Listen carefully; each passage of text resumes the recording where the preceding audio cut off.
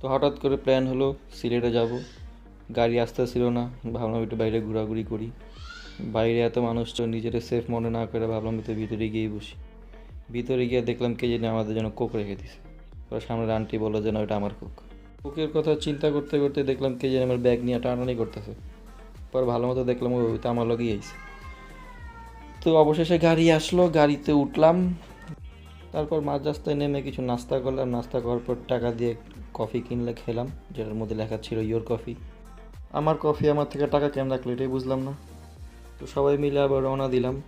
তো ভোরবেলা ঘুম থেকে উঠে দেখি যে আশেপাশে এত ধোঁয়া ধোঁয়া। তো চিন্তা করতেছিলাম এতগুলো সিগারেট কে খেলো। তো পাশের জন বলতেছে যে সিগারেট এটা কুয়াশা। অবশেষে চলে আসলাম। আসার পর মনে হইতেছিল না সিলেটে আসছি।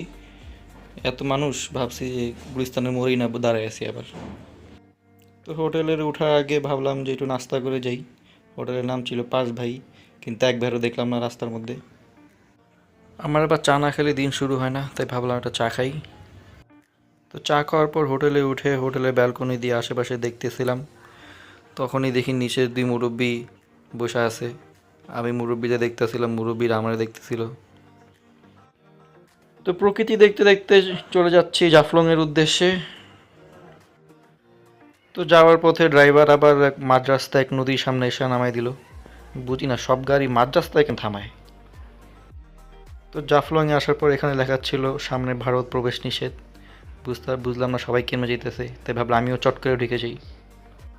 আর এইদিকে ভরপুর ফটোশ্যুট চলতেছে, কিন্তু আমি ধান্দায় আছিলাম ভিডিও করার। তা আমার ভিডিও আমি করতেছি। তো জাফলংয়ে অনেকক্ষণ ঘোরার পর ভাল লাগতেছিল না, ভাবলাম রওনা দিই, আর থাকবো না এখানে। যাওয়ার পথে দেখলাম একটা টাইটানিক এখানে। তো রাত্রেবেলা আবার বের হই মাচাটা দেখার জন্য। সিলেটে আসলে আর মাচা দেখবো না, এটা কি হয়।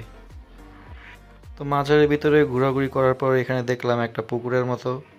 আমার পাশে ছোট ভাই বলল ভাই এখানে নাকি জিন আছে। আমি হালকা হাসি দিয়ে চলে আসলাম আবার হোটেলে।